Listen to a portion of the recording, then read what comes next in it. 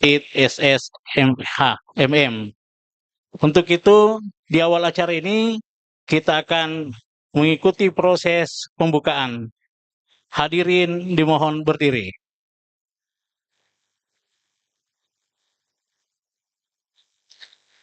Menyanyikan lagu Indonesia Raya.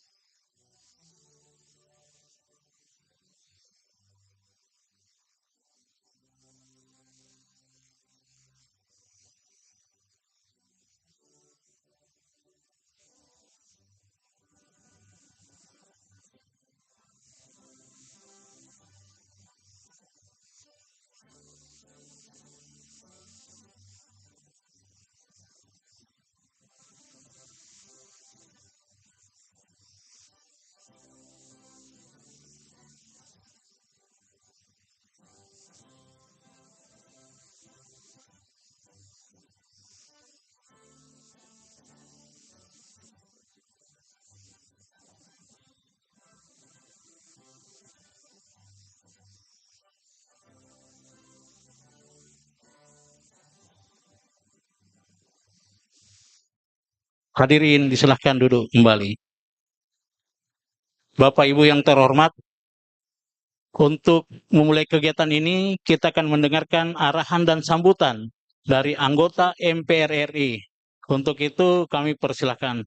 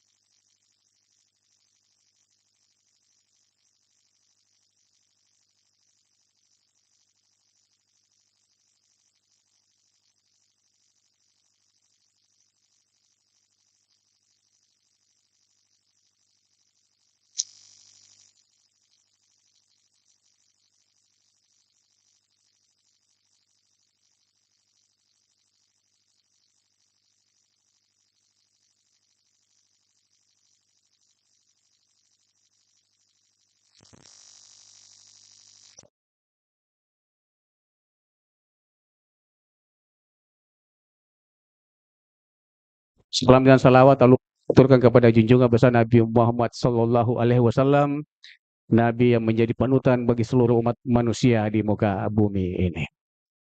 Hadirin yang saya hormati, pada hari ini adalah kegiatan sosialisasi 4 pilar kebangsaan MPRI. Ini adalah suatu program dari MPR, karena saya adalah anggota DPD, otomatis menjadi anggota MPR. anggota DPR otomatis menjadi anggota MPR. Jadi anggota MPR itu ada sekitar 750 lebih anggota MPR. Karena DPR itu anggotanya 650-an, DPD anggotanya 152, ya. Dari 152 itu anggota DPD RI karena 4 provinsi, per provinsi satu diantaranya yang lagi berbicara di depan bapak-bapak ibu sekalian. Alhamdulillah pada pemilu kemarin, alhamdulillah masyarakat Sulawesi Selatan mempercayakan kepada saya dengan meraih suara terbanyak di Sulawesi Selatan, ya, untuk mewakili Sulawesi Selatan di Dewan Perwakilan Daerah. Jadi ada 4 orang di setiap provinsi, 38 provinsi jadi 152 anggota DPD RI. Saya alhamdulillah kebetulan di DPD RI dipercaya sebagai wakil ketua Komite 2, ya. Mungkin Bapak Ibu semua sudah melihat ada brosur, nah itulah mitra-mitra kerja yang ada di Komite 2, di komite saya. Nanti juga kalau ada pertanyaan selain daripada pembahasan 4 pilar, ya nanti saya bersyukur karena yang membawakan adalah seorang profesor. Jadi pada hari ini saya anggap diri saya aman. Cukup saya duduk saja membuka, sudah ada Pak Prof untuk menjabarkan bagaimana nilai-nilai kebangsaan, ya, bagaimana Pancasila, bagaimana Undang-Undang Dasar 45, Negara Kesatuan Republik Indonesia dan Bhinneka Tunggal Ika. Nanti beliau yang berikan materinya, apalagi moderatornya Kak Fahir. Saya tinggal duduk manis di depan nanti di sini. Aman saya pada hari ini. Terima kasih panitia, Pak Sudimamu, ya, atas pelaksanaan pada hari ini di Al-Markas. Ini sungguh luar biasa karena saya bisa menginjakkan kaki juga di sini di Al-Markas. Insya Allah nanti kita jadwalkan bagaimana saya bisa ada kegiatan rutin juga di Al-Markas ini. Karena saya selain kegiatan Pak Prof, selain kegiatan ini, sampai 4 pilar ini, saya masih ada kegiatan ASMAS, aspirasi masyarakat, ada kegiatan reses. Ya bulan ini juga sudah masuk bulan reses, maka seluruh anggota dewan itu kembali ke dapur masing-masing.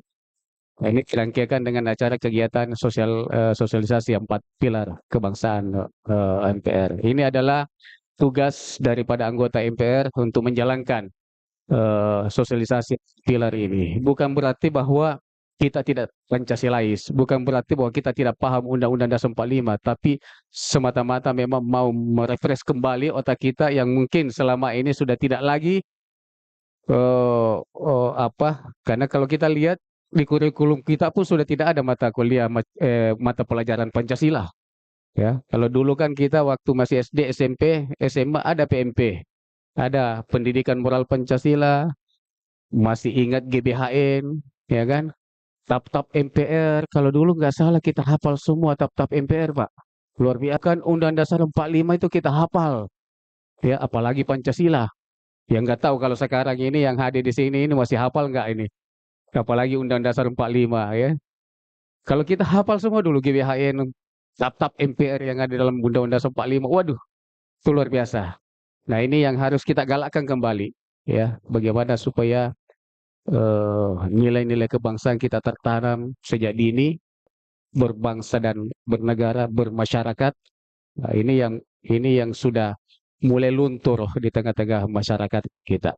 Nah, ini saya kira nanti beliaulah yang akan membahas, ya. Tapi kalau Pak Prof, kalau ini materi ini mau dibahas ini 3 jam tidak habis. Jadi mungkin bisa masuk ke substansi dan inti-intinya saja. Ya. Sekian dari saya kira itu. Lebih dan kurangnya mohon dimaafkan. Wabillahi taufiq wal hidayah. Wassalamualaikum warahmatullahi taala wabarakatuh.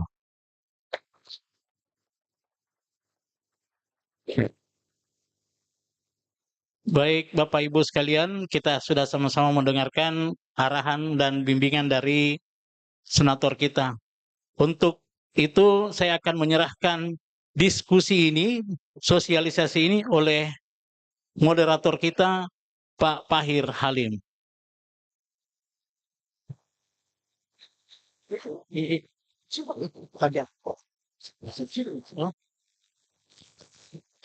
Baik, Bapak Ibu hadirin, Assalamualaikum warahmatullahi wabarakatuh. Tadi sudah diperkenalkan, saya Fahir Halim yang pada pagi ini diberikan amanah untuk memoderatori Bapak Ibu untuk mengikuti acara yang amat sangat penting ini.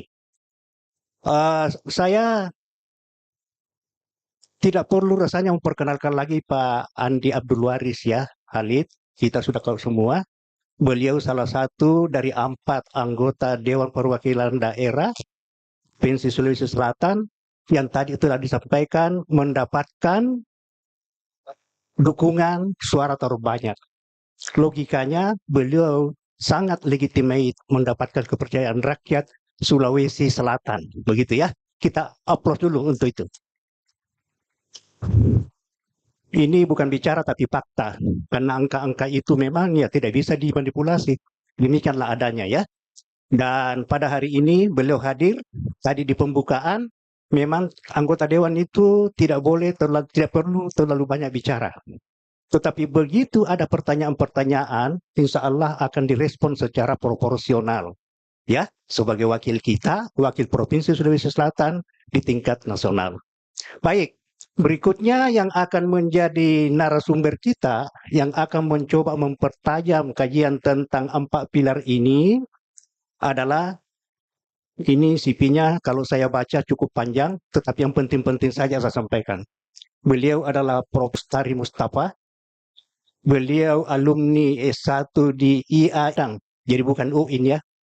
Sebab kalau UIN itu akhir-akhir ini ada kesan terkontaminasi dengan hal-hal yang kurang bagus. Oke.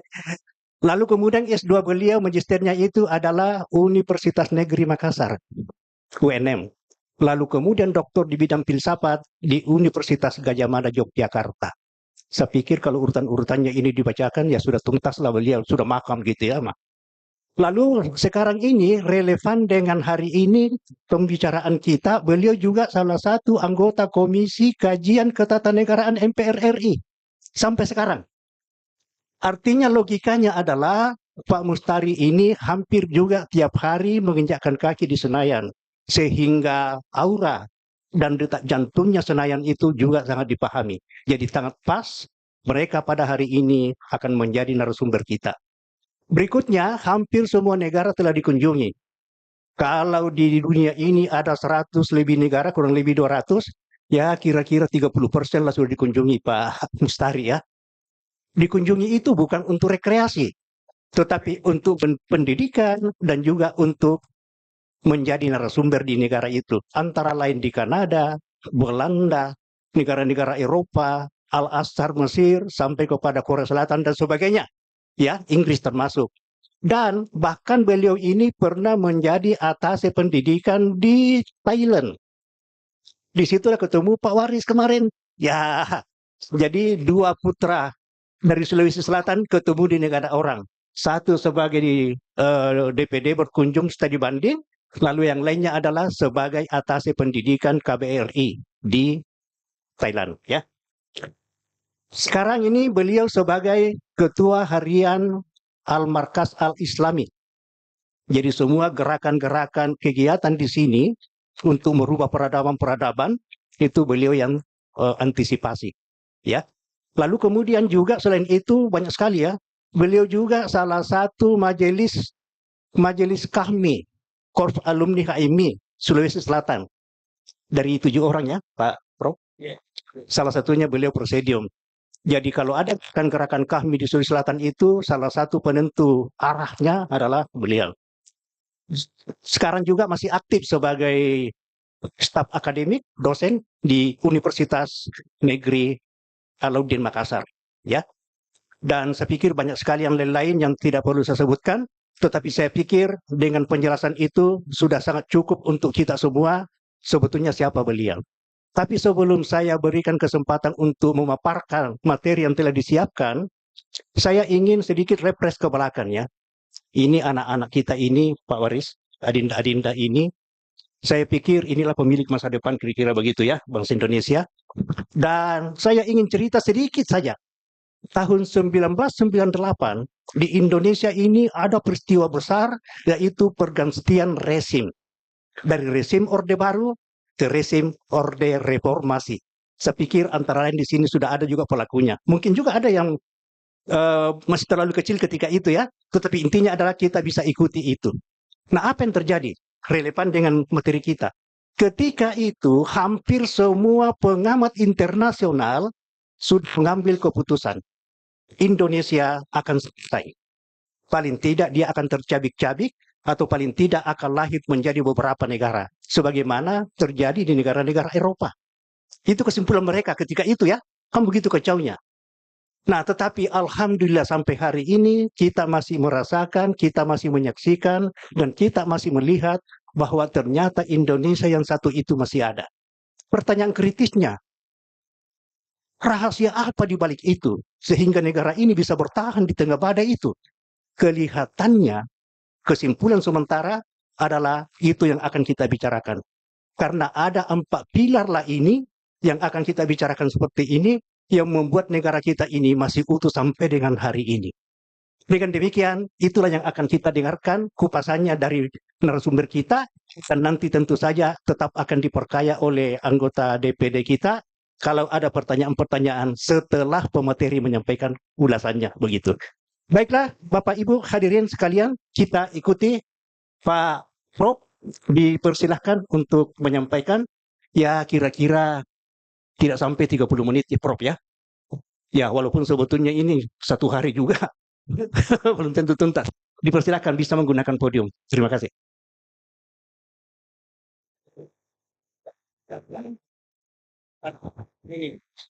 Kita pegang itu saya.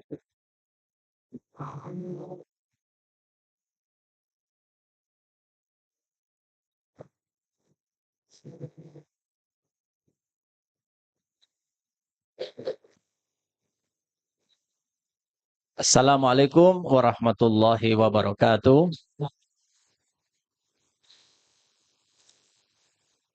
Bismillahirrahmanirrahim. Alhamdulillahirabbil alamin. Wassalatu wassalamu ala Rasulillah Sayyidina wa Maulana wa man walah.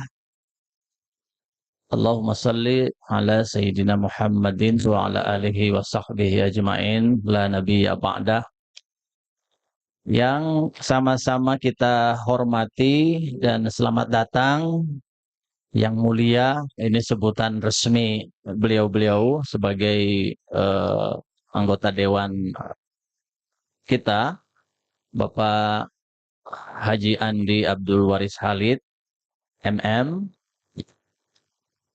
Yang kita hormati Bapak Moderator, Panitia, dan hadirin hadirat. Kita syukur sekali karena pagi hari ini Pak Andi Abdul Waris Khalid berkenan untuk sharing ya, silaturahmi dalam rangka sosialisasi 4 pilar kebangsaan. Selanjutnya kita berselawat kepada Rasulullah Muhammad sallallahu alaihi wasallam. Ya, mudah-mudahan kita selalu menjadi pengikut, menjadi umat Islam yang istiqomah dengan keislaman kita. Tadi Pak yang mulia Pak Andi Abdul Waris Khalid menyampaikan bahwa kegiatan seperti ini untuk beliau sendiri itu sangat penting ya, karena beliau adalah representasi atau perwakilan kita di sana. Karena itu beliau datang bersilaturahmi yang bisa luas nanti makna dan dampaknya bagi kita. Yang kedua, tadi beliau mengatakan bahwa sosialisasi 4 pilar ini, Pancasila, UUD 45, kemudian NKRI dan Bhinneka Tunggal Ika, itu tidak bermakna bahwa kita ini tidak Pancasilais, tidak paham UUD 45, tidak berbineka atau tidak eh, ber eh, eh, berkebangsaan atau ber-NKRI. Tapi ini adalah satu kemestian sejarah, ya. Kemestian sejarah ini adalah teori sosiologi yang menegaskan bahwa setiap anak manusia itu harus selalu berhubungan dengan segi-segi dasar dari nafas kebangsaan. Nah, nafas-nafas kebangsaan kita ini adalah apa yang kita bicarakan pada pagi hari ini. Sebab kalau jauh, dan tadi sudah disampaikan dalam materi paparan beliau, bahwa sepertinya sudah mulai ada kasus-kasus, ya. Tidak semua atau belum begitu banyak tentang nilai itu di tengah kehidupan kita. Mulai dilupakannya. Kita masih ingat kan ada pejabat yang tidak hafal dengan baik Pancasila itu. Ada, pernah itu. Bisa dicek di media digital. Apalagi Undang-Undang Dasar 1945 sampai 4 kali perubahan atau amandemen, ya. Istilah yang paling baku itu perubahan, ya, bukan amandemen. Kemudian juga memahami dengan baik bahwa semboyan negara kita ini adalah Bhinneka Tunggal Ika. Itu soal Negara Kesatuan Republik Indonesia atau NKRI.